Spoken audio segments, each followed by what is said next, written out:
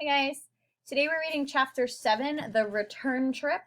We are almost done with our book. We only have this chapter and 2 more chapters after this that are very, very short. Okay, so The Return Trip. This is the picture that it has in the book to show you the direction that they took. The return trip wasn't quite as hard as a journey to the sea had been. Still, the travelers were often hungry and ill. Sacagawea's skill at finding plant foods was needed more than ever. She gathered wild onions and roots for the voyagers. One such root was camas. This plant has flowers so blue that a field of camas looks like a lake. To me, they look a little purple, but considering I love purple, that's okay with me. She also found plants that she used as medicine. Our sick men are much better today, Lewis wrote on May 16, 1806.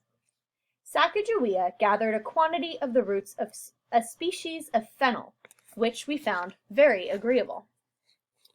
During the moon when the ponies shed, also known as May, the explorers returned to the Nez Perce Indians. They took back the horses they had left there. They needed them for the journey back over the mountains. So if you remember, they brought the horses, went over the mountains that they needed. On the other side of the mountains, left them with the Nez Perce to continue by canoe to the ocean. So now they've come back to the base of the mountain. They need to recollect their horses to get back over. Also in May, Pomp got sick. The 15-month-old child ran a high fever. His neck and throat were swollen. Bird Woman and the captains rubbed his neck with boiled onions and beeswax. Soon Pomp was all better. So he's just over a year old. For part of the trip, the two captains split up. Sacagawea traveled with Clark.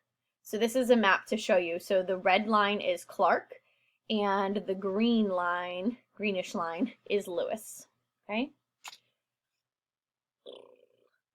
So Sacagawea traveled with Clark. She did not meet her tribe on the way home. So remember, on the way out to the ocean, she got to see the Shoshone, and her brother is the chief, and on all of these things again. But on the way back, she travels with Clark and kind of, I guess, avoids that general area where the Shoshone are.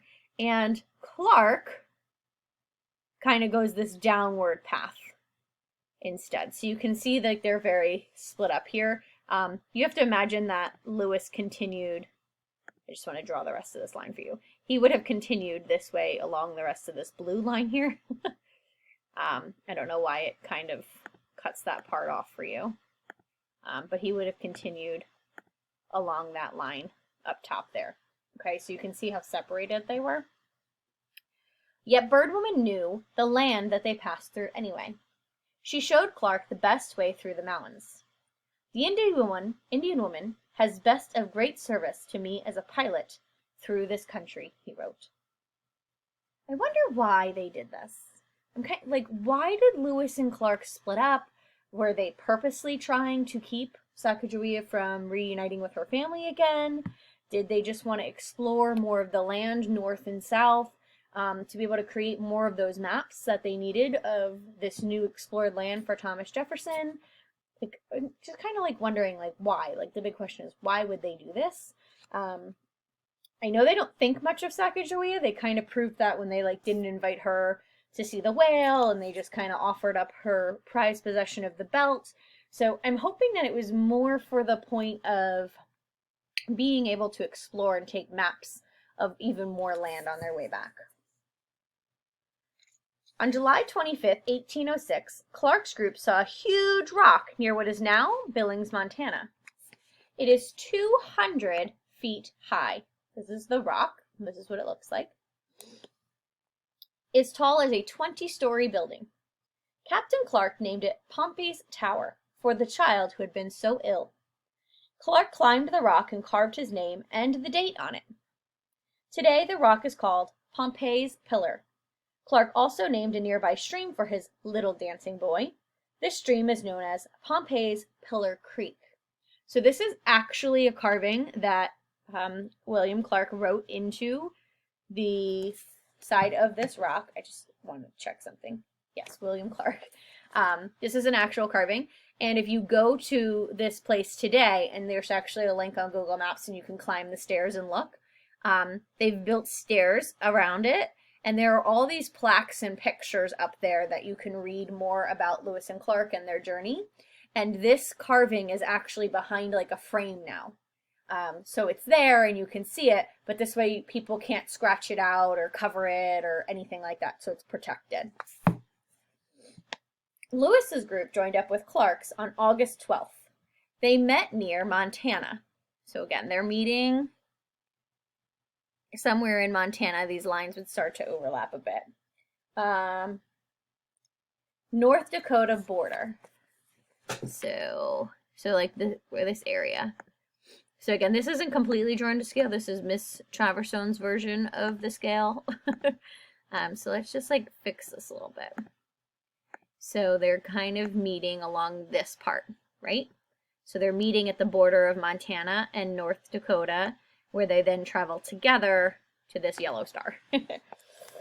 The travelers then floated back down the Missouri River in their canoes. Soon they reached the village where the explorers had met Sacagawea 2 winters earlier. So this is a 2-year journey just from this yellow star to the ocean, the Pacific Ocean, back to the yellow star. It took them 2 whole years to do this. And that's not even counting the time it took them to get from St. Louis up the Missouri River to North Dakota to start with. The captains paid Charbonneau $500.33. This equaled 2 years' pay for a worker at that time. Now the time had come for Sacagawea, Charbonneau, and Little Pomp to say goodbye to all of the explorers. So I just want to kind of put this into perspective for you. They're paying, and there's like a little sketch here, they're paying Charbonneau $500 for his work, which I know doesn't seem like a lot because of the time period, but they're paying him for all of his work. But really, who did all the work? Who helped? She provided medicine, she saved their supplies, she helped keep them safe, she interpreted for them, she found them food, and Sacagawea isn't getting anything. She's really just getting the satisfaction of going on this trip. She's not getting anything in return. Her husband is being paid for the trip.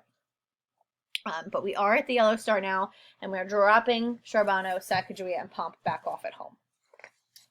The Corps of Discovery then glided down from their starting point, St. Louis. So they're going down the Missouri River, and they're going back to St. Louis. Okay. They had covered 8,000 miles and had been away for 28 months. They hadn't been heard from for so long that most of Americans assumed they were dead. As they neared St. Louis, the men began to celebrate. So here's them celebrating. Their long journey was almost over. Soon they would see their families again. The Lewis and Clark expedition reached St. Louis in late September. Cheering crowds greeted the men. They were heroes. They had explored vast and distant lands. Lewis and Clark had paved the way for American settlement of the West. Okay.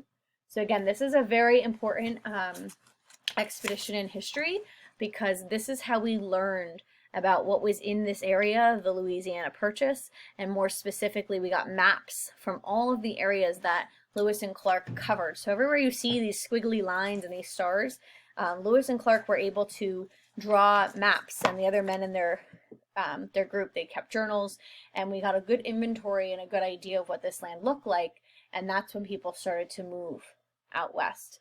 Our country began to expand the places that we live. Okay, so tomorrow we will read chapter 8, which is called What Became of Birdwoman? We dropped her off in North Dakota. What happened to her after that? We'll find out tomorrow. Bye.